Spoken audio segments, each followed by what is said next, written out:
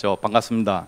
자, 지금 한국은 공중에서 납치당한 비행기 상태라는 그런 느낌이라고 최근 한 원로학자분이 말씀하셨습니다.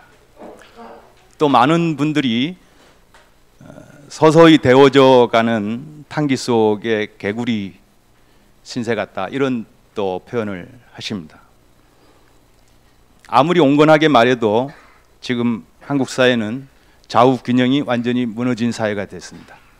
자, 이렇게 좌우 균형이 무너진 사회가 될 때 어떻게 되느냐, 이런 문제는 여러분들이 잘 이해하시리라고 생각합니다. 현재도 말하자면 일종의 숙청 작업 같은 것이 행해지고 있는 것이고, 지금 이 제기되고 있는 가짜 뉴스 프레임이라는 것도 그렇습니다. 세상을 좀 아는 분들은요, 이런 사태를 다 미리 내다보고 걱정을 하죠. 지금 우리 김미용 총장께서 기자들을 이렇게 질타하는 말씀을 그동안에도 여러 차례 하셨는데, 정말 이런 그 체제의 문제 같은 걸 좀 아는 분들은 만약에 이런 체제가 됐을 때 제일 먼저 언론 자유가 위협받을 것이다, 이런 예측을 했었어요. 그런데 지금 그 사태가 이 가짜 뉴스라는 프레임으로 제기되고 있는 것입니다. 제가 오늘 주로 이렇게 신뢰를 들어 얘기하게 될 사람은 지금 청와대 대변이에요. 근데 한국은 과거에 이 문공부 장관이 있었고, 또 일본 같은 나라도 관방 장관이 있습니다. 또 중국도 외교부 대변인이 있어요. 근데 한국은 지금 나라를 대변하는 일을 청와대 대변인이 하는 것처럼 돼 있어요. 그러니까 이 자리가 얼마나 중요한 자리인가 하는 것을 여러분들이 이해할 수 있을 텐데, 또 그 다음에 지금 이 가짜 뉴스라는 걸 공식적으로 제기한 사람이 국무총리로 돼 있습니다. 근데 여러분 잘 아실 테니까, 그렇지만 혹시 모르는 사람이 계실까 제가 조금 설명해 드리겠는데, 지금 현재 국무총리가 과거 동아일보에서 제일 유능한 기자라고 평판을 듣던 사람이었어요. 근데 그런 사람이 지금 국무총리가 되어 가지고 가짜 뉴스를 잡겠다, 이런 얘기를 하고 있는 것이죠. 6번째 단락부터 조금 읽겠습니다. 최근 적반하장도 유분수격으로 가짜 뉴스 문제라는 게 불거졌습니다. 이것이 이제 우리에겐 좋은 기회가 되었습니다. 가짜 뉴스의 생산자, 기획자였던 사람들이 이제 정권을 잡았다고 거꾸로 홍두깨를 들고 나선 격입니다. 과연 가짜 뉴스는 무엇이고, 또 그걸 지금 새삼스레 쳐들어 말하는 사람들이 진짜 뉴스의 전달자, 생산자인 것일까요? 최근 이론 말합니다. 제가 이론을 조금 이렇게 여러분들한테 설명해 드리려고 했는데, 이게 그동안 우리 이 언어학을 하고 무슨 이 인문학적인 이론의 이제 제일 중심적인 그 지식, 인식이 언어는 정보 전달 기능이다, 이렇게 생각해 왔죠. 근데 영어로 하면 이제 고십이라는 개념으로 고십 티어리가 되겠는데, 구글에서 고십 티어리 이렇게 찾으면 요 이론이 이제 나오겠습니다. 이 진화 심리학에서 언어 기능이 뭐냐? 근데 그 동안에는 우리가 정보 전달 기능으로 생각해 왔는데, 사실은 그거보다도 지금 우리말로 이제 이걸 뒷담화라고 번역을 했어요. 뒷담화라고 번역을 하니까 이 굉장히 좋은 번역, 그럴듯한 번역이 됐습니다. 제가 이런 문제 생각하게 된 것은 제가 한 2년 이제쯤 됐죠. 제가 이 16년 하반기부터 일어나는 이 한국 사회 사태 현실을 보면서 어떻게 이런 현실이 초래되는가. 그러니까 우리가 일반적으로 마녀 사냥이라고 하지요.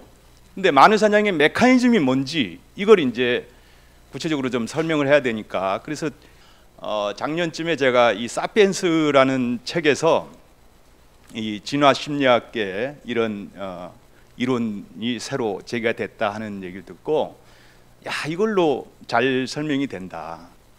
그러니까 우리가 말하는 언어라는 게 말이죠 사실만을 가지고 운영되는 게 아니라는 거예요. 여기 예를 들면 이 역사 교수들이 모여가지고 밥 먹으면서 무슨 얘기를 하겠느냐, 무슨 뭐 2차 대전의 원인이 뭐냐 이런 얘기 하는 게 아니라는 거예요. 예? 다른 사람 뒷담화 한다는 거예요. 그러니까 이 뒷담화라고 하는 게 이제 소문 개념으로 일반화돼요. 그러니까 소문이 이제 스캔들처럼 이렇게 퍼져나가는 것이죠. 근데 그 소문, 뒷담화 이런 말, 글, 그러니까 여기서 지금 이 뒷담화라고 하는 거는 이 뉴스 또 역사까지도 다 포함하는 거예요. 우리 지나간 다음에 다 얘기하는 거니까 그 사실이 어떻다더라 하는 식으로 얘기하면서 말이죠. 유튜브 뉴스 보는 중에 우종창 기자께서 거짓의 산이라고 지금 표현하고 있죠. 그러니까 실제로 그 사람들이 그렇게 거짓의 산으로 그런 스캔들을 야기한 거죠. 결국 마녀 사냥 효과죠. 근데 이런 그 인류사의 행태는 이 소위 서양 기독교 사회, 중세 사회에서 자주 벌어진 일이다. 그래서 마녀 사냥이라는 이제 이름을 얻게 된 것이죠. 현대 사회도 마찬가지예요. 지금 우리 김영 총장께서 또 언급을 했지만 우리 모두가 제일 두려워하는 게 공중 언론에 노출되는 거예요. 네? 거기에 안 좋은 말 몇 마디가 버텨지면 그냥 끝장이 납니다. 대표적으로 성 문제 같은 것이죠. 그렇죠? 마지막 문단 조금 읽어보겠습니다.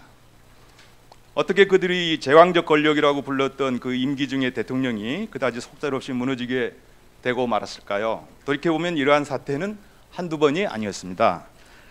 가령 광우병 쇠고기 사태, 제가 이 사태를 겪으면서도 굉장히 제가 사실을 좀 제대로 알기 위해서 제가 미국도 그때 잠깐 방문하고 했는데 과연 미국 쇠고기 광우병의 원천이 될 수 있다 하는 식의 그런 인식 말이죠.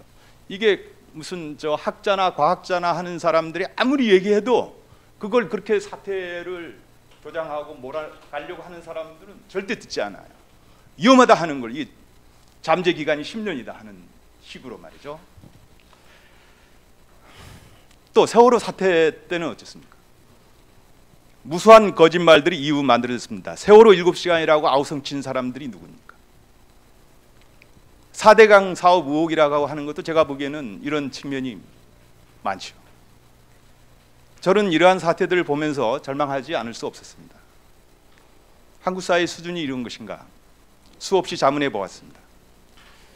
그리고 그 답을 찾아 그동안 헤매이고 했던 것입니다. 이제 대강의 답을 얻었고 그것은 지금 얘기하는 이 뒷담화 이론, 고십 이론이라고 하는 게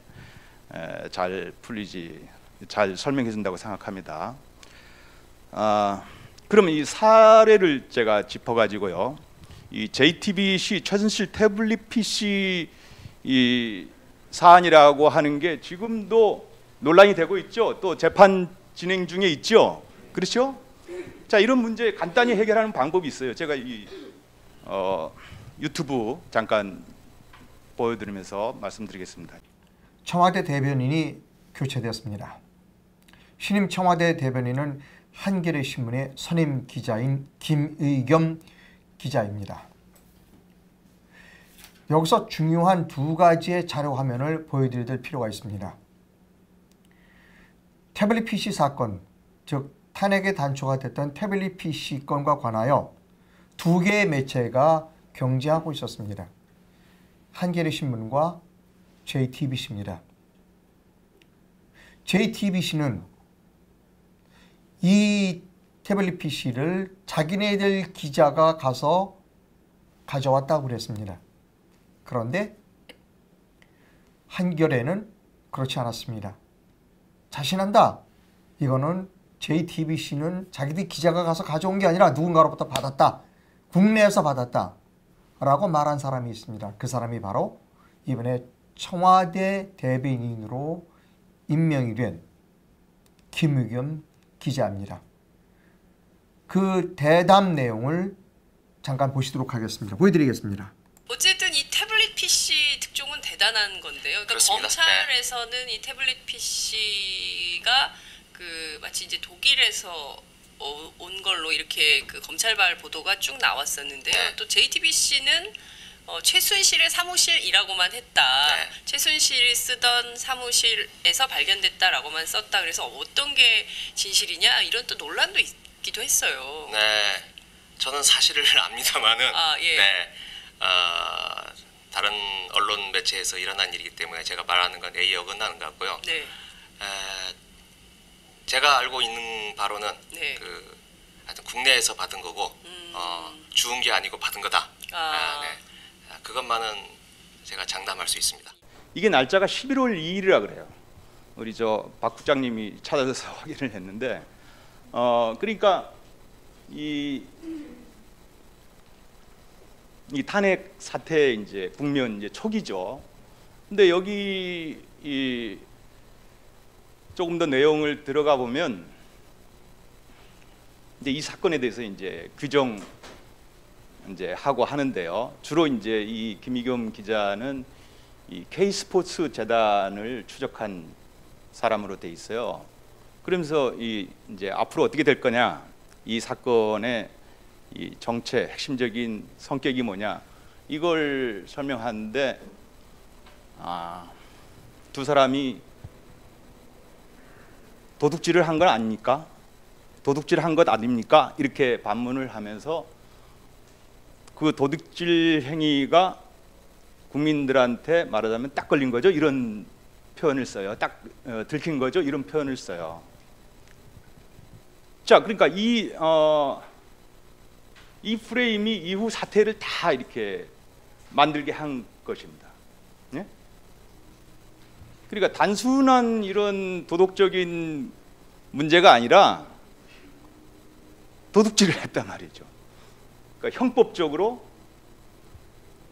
감옥에 가지 않을 수 없다, 이런 식으로 이제 사태 인식을 가지고 그런 쪽으로 사태를 이제 몰아간 셈이 되는데, 저도 개인적으로는 왜 이런 일이 있었을까, 이런 일이 없었으면 좋았겠다 하는 생각을 물론 이제 수십 번 하고 하지만, 과연 재단 만드는 게 도둑질이냐 말이죠.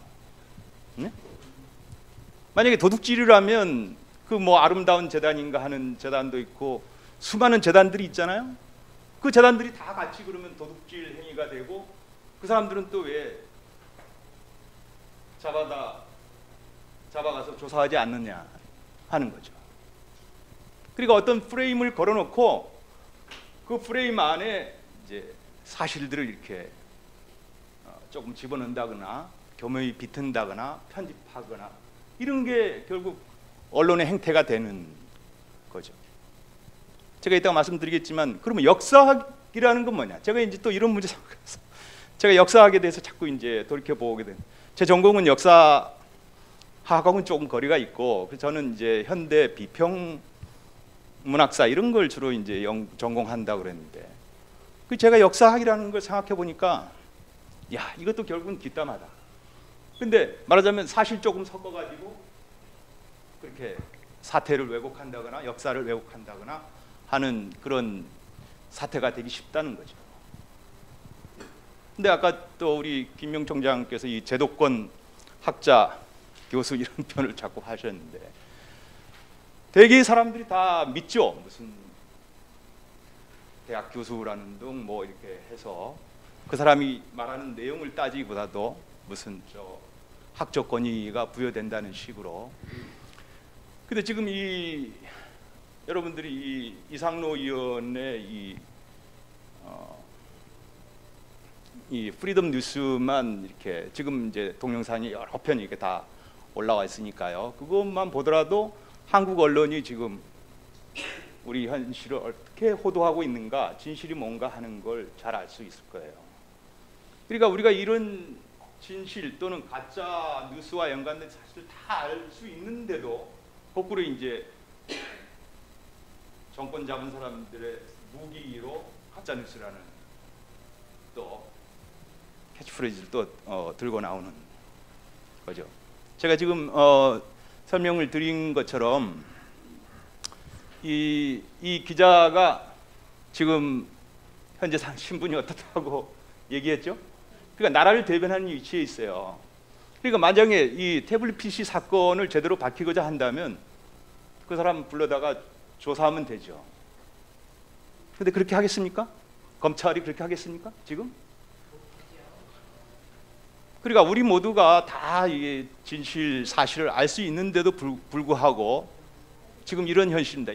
저 여기 이제 또 이제 후반부에 보면은요, 이 이제 K스포츠 재단이라는 걸 추적을 하는데 이 정동춘 이사장이라는 사람을 이제 추적했다고 해요. 근데 사실을 살짝 비트는 겁니다. 사실을 뭐 사실 아니라고 하기도 어려운 정도예요.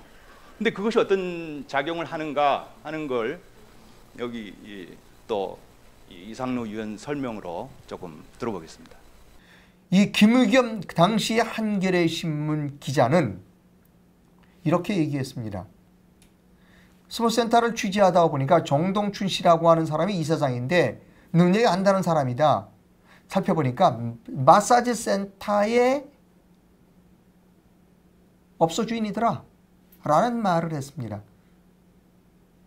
확인해 보시겠습니다. 정동춘 이사장에 네. 주목을 하게 된 거죠. 네. 쭉 관련자들의 이력을 스크린하다 보니까 네. 이분이 경력이 그렇게 안 되는 분이에요. 안 되는 분인데 이분이 갑자기 이사장에 앉혔다. 그리고 찾아보니 이 사람이 스포츠 마사지 센터를 운영한다. 자, 지금 바로 이 대목인데요. 그러니까 우리 같이 아주 예민하게 이 언어 문제를 이렇게 겪는 사람도 쉽지 않은 문제라고 할 정도로 운동기능회복센터다 하는 것이 그 정동춘 이사장이 내건 이 자그마한 그런 이 시설의 이제 명칭이라는 건데, 근데 그걸 스포츠 마사지 샵이다 이런 식으로 슬쩍 고쳤다는 거예요. 그게 그거 아니냐라고 이제. 근데 여기 이제 화면을 보시면 아시겠지만 정동춘 이사장이 거기에 굉장히 민감하게 반응을 했어요. 나는 마사지 업자가 아니다. 네? 근데 지금 이 자격 미달이다. 뭐 요즘 많이 쓰는 표현 함량 미달이다 이런 표현해요. 제가 거꾸로 순서를 잡아서 얘기할까요? 도대체 무슨 자격을 갖는 겁니까? 예를 들어서 기자인 경우에 제가 대학에서 가르치면 제가 대학에 가르치는 학생들이 졸업해서 기자가 되는 거예요.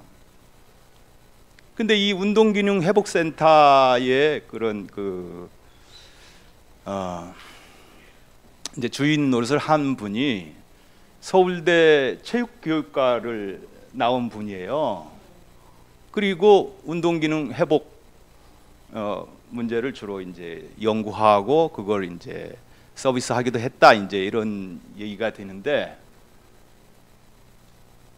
지금 이상로 의원이 지적하는 것처럼 말을 살짝 비틀어서 그렇게 좋지 않은 뉘앙스의 인물로 이렇게.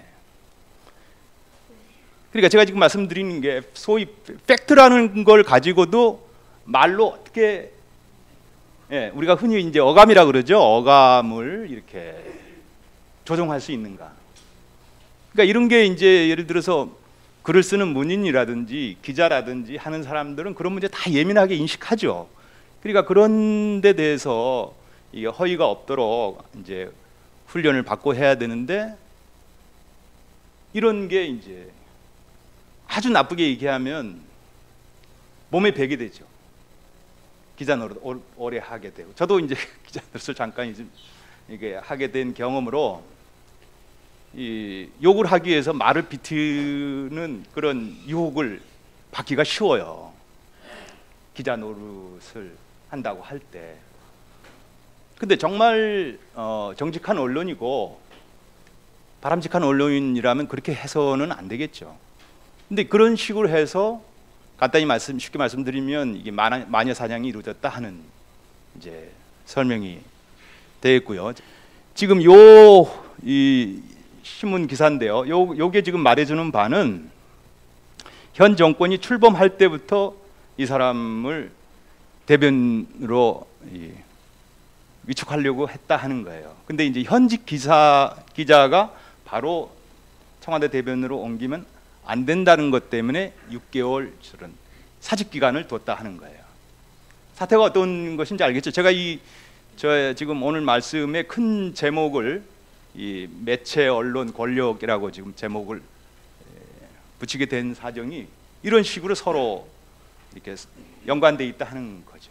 한겨레신문하고 현 권력 또 그동안 한 2년 가까이 있었던 사태의 관련성에 대해서 제가 설명드린 셈이고요. 이제 이 가짜 역사 문제를 제가 조금 또 말씀드리겠습니다. 세월호 사건이라는 게 빚어진 지 얼마 안 지난 시점이었어요. 저도 이런 자리에서 세월호 문제를 언급하고 싶지가 않고 가능하면 이런 얘기는 안 했으면 좋겠다 하는 생각도 하는데, 근데 제가 이제 이런 오늘날 역사 인식의 문제를 말씀드리기 위해서 지금 신문 기사 화면인데요. 자, 저 제목을 보시죠. 사람이 중심이다 이렇게 돼 있잖아요. 그죠? 자, 제목만 봐도 어떤 얘기인 줄 알겠죠? 네. 제가 이걸 만약에 조금 이제 필요조차 없는 이 뭐라 그럴까 학문적인 논란이라 그럴까요? 근데 이제 이런 거 우리가 이제 역사학도 그러니까 다분히 해석학이죠. 해석학인데 해석학에서 제일 강조하는 용어 개념 중에 하나가 소위 전체와 부분이라는 개념이에요. 부분만 가지고 전체를 얘기하면 전체가 왜곡되는 거 아니에요. 또 부분을 이해하기 위해서는 전체에 대한 인식을 가져야 된다 하는 건데, 자, 지금 전쟁이 벌어졌어요. 전쟁이 벌어졌는데 이런 이제 내용은 사실이라 그러겠죠. 팩트라 그러겠죠. 이렇게 한강 다리를 무너뜨리고 마치 혼자만 도피했다 하는 식으로 말이죠. 어쨌든 요 이제 팩트라는 것만 가지고 와서 얘기하는. 그러면 이 전체를 왜곡시키는 거예요. 지금 전쟁이 났고 만약에 대통령이 붙잡힌다 그러면 그걸로 전쟁 끝인 거 아니에요? 그렇죠? 그리고 왜 다리를 끊었겠습니까? 탱크를 앞세워서 밀고 내려갔어요. 그러면 다리 그냥 두고 탱크 지나가게 내버려 둬야 된다 이런 얘기가 되는 걸까요? 저는 이런 글을 읽으면서 참 지나치다 이런 생각을 하지만 정말 엄격하게 얘기하면은요, 이거 대한민국에 대한 도전이고 파괴고 반역이죠. 자, 한국 현대사의 인식이 지금 대체로 크게 어떻게 돼 있나 지금 그 얘기를 잠깐 말씀드리고 싶습니다. 이 중간에 한국 현대사, 가짜 현대사의 문제 이렇게 제가 제목을 달았는데요. 지금 살핀 것처럼 현대사 전공의 역사학자라는 사람들이 끊임없이 한국 현대사를 핥히고 물어뜯습니다. 그들은 민중사라고 말하지만 민중의 역사를 살피기 전에 주로 지배의 치부를 밝히는 데 바빴습니다. 하지만 그들은 웬일인지 북한을 같은 자리에 놓고 얘기하지는 않고 북한에 대해서 관대하거나 호의적이기조차 했습니다. 남한의 독재에 대해서 말하면서 북한의 세습 왕조 현실에 대해서는 되도록 언급하지 않으려고 하고, 또 어떤 학자는 북한의 내재적 발전이라는 걸 얘기하기도 했습니다. 이승만 정부가 들어서서 제일 먼저 한 일이 반민특위 해산이었다 이런 식으로 TV에 나와서 얘기를 해요. 자, 그러면 이런 문제에 대해서 예를 들면 구글 위키피디아를 찾아보면 구글 위키피디아에서 구글 백과라 그러죠. 거기서 이 반민특위를 치면 이제 설명이 나오는데 구글은 그런 식으로 설명하지 않아요. 그러니까 이 시점으로 얘기하더라도 이 소위 그 반민특위 습격 사건이라는 게 49년 6월 6일자로 돼 있어요. 대한민국 정부가 수립된 게 언제죠? 48년 8월 15일이잖아요. 국회에서 맨 먼저 한 일은 반민특위 그런 조성이었다고 할 수 있겠는데, 그렇다고 해서 제가 얘기하면서 이 경칭 빼고 하는 거 좀 이해해 주시기 바라는데요. 이승만 정부가 맨 먼저 한 일이 반민특위 해산 작업이었다. 이런 식으로 하면 이게 올바른 역사 인식이 되냐 말이죠. 가령 신생 대한민국 정부가 가장 먼저 직면한 일은 제주도 4.3 사태와 같은 현실이었고, 그리고 바로 이어서 48년 10월에 여순 사건이라는 게 발생을 합니다. 예. 제가 그 전에 이렇게 현대사 설명할 때 이런 식으로 설명을 했어요. 4.3 사건이 왜 일어났느냐? 50선거를 반대해서 일어난 거다. 50선거에 의해서 처음에 유엔 한국위원회에서는 남북 동시 선거를 결의했는데 북한이 응하지 않으니까 그러면 남한만의 총선거라고 해서 50선거가 주어지죠.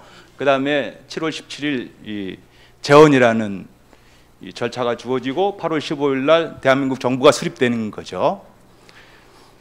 근데 이런 역사를 소위 현대사 전공하는 사람들이 보지 않거나 못 보거나 해서 요즘 그 심하게 얘기하는 사람들이 대한민국의 역사는 반공이라는 이름으로 진보 인사 때려잡은 역사다. 뭐 이런 식으로 이렇게 각색을 하고 해요. 그러니까 우리가 지금 들을 때는 반공이라고 하는 이 명사가 반대하는 거고 하니까 소극적인 개념으로 생각이 되고 하는데, 미국에서 소위 그 메카시즘이라는 게 있죠. 그래서 이제 그거 가지고 늘 이제 이런 그 문제에 대해서 질타를 하고 했는데, 반공이라는 가치라고 하는 게 과연 그 소극적이고 또는 이렇게 무슨 그 탄압하기 위한 그런 정책 수단이었나 하는 거죠. 제가 이런 생각을 하고 이런 자리에까지 와서 얘기하게 되는 게, 저는 개인적으로 자유가 참 소중하다고 생각해요. 우리가 자유가 없으면 어떻게 생각을 하고 얘기를 하고 또 제가 학교에서 강의를 할 수 있겠습니까? 근데 지금 그런 게 위협받는 현실이 됐어요. 제가 좀 예민해서 그렇다라고 할지 모르지만, 그래서 우리가 자유를 지키기 위해서는 우리 스스로가 노력해서 우리 스스로 자위해야 되고 자구해야 되고 또 이렇게 분투 노력해야 된다 하는 뜻으로 제가 강의를 잘 못하지만 이런 자리에 와서 제가 말씀드린 거고요. 그러니까 우리 역사가 왜 이렇게 특히 현대사에 대한 인식이 왜 이렇게 됐나? 근데 그래서 이걸 좀 교정해보자 해서 국정교과서 문제도 제기되고 한 것인데, 그걸 마치 또 이제 애비미화하기 위한 짓이다 하는 식으로 또 이렇게 아주 그냥 돌팔매질을 하는 사회가 된 거죠. 지금 이거 우리가 부인할 수 없는 게요. 지금 이게 우리 소위 지식사의 현실이에요. 2차 대전 이후에 현대사를 이제 설계한 사람 중에 미국의 루스벨트 대통령이 있었죠. 어쨌든 이 루스벨트 대통령이 한국 사람들이 일제에 대해서 뭘 투쟁한 게 있느냐 이런 식으로 얘기했다 그래요. 그러니까 우리가 지금 만약에 가만히 있으면 당신들 그때도 가만히 있지 않았느냐 이렇게 얘기가 되겠죠. 그래서 저는 개인적으로 역사인식 문제가 중요하고, 그래서 정말 이 한국 사회에서 지금 가짜 역사가 횡행하고 있다. 이런 문제 우리가 어떻게 바로잡아야 되느냐. 그러려면 정말 역사를 제대로 알고 제대로 설명해야죠. 예를 들어서 연세 많으신 분 6.25도 겪고 또 해방도 겪고, 제가 저 어머니가 이제 해방 맞고 하던 시절에 여학교도 다니고 했는데, 해방 후에 공산주의가 나쁘다는 생각을 전혀 하지 않았다는 거예요. 유토피아라고 하는 것처럼 무슨 지상낙원을 제공해 주겠다고 하는 시기죠.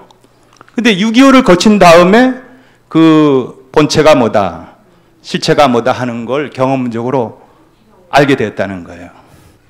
근데 이런 문제를 정말 우리가 조금 이게 과장하는 거라고 보실지 모르지만, 이승만 박사가 이런 얘기 다 일찍이 하고 해요. 공산주의가 되면 노예체제가 될 거다 하는 그런 인식을 내가 지금 말씀드린 것처럼 세계적인 지도자들도 제대로 알기 어려운 상태였어요. 그러니까 이런 역사의식을 우리가 조금 더 자세히 정확하게 알고, 그 다음에 이걸 제가 제일 우려하는 게 젊은 세대가 이런 역사를 어떻게 알겠냐는 거죠.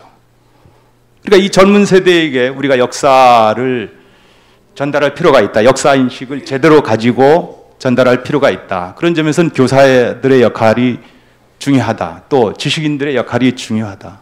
또 그때 실제 경험을 가진 분들이 우리 역사의 실체에 대해서 정확하게 전달해야 된다. 마지막 단락입니다. 이렇게 된 마당에, 그리고 거짓 뉴스, 거짓 역사를 말하는 자리에서 안창호의 생애와 사상을 한번 떠올려 보게 됩니다. 일제하에서 타계해서 그는 권력 의지를 바로할 기회조차 갖지 못했지만, 그가 무엇보다 싫어했던 것은 거짓이었습니다. 그런데 도산이 이 어린아이하고의 약속을 지키기 위해서 몸을 드러냈다가 잡혀가지고 결국 옥사하는 형태로 백범의 생애가 주어지게 됐죠. 우리도 그와 같이 진실을 무기로 싸워야 하리라고 생각합니다. 그리고 진실과 함께 싸울 때 언젠가 머지않은 시간에 좋은 때가 오지 않을까 이렇게 생각합니다. 감사합니다.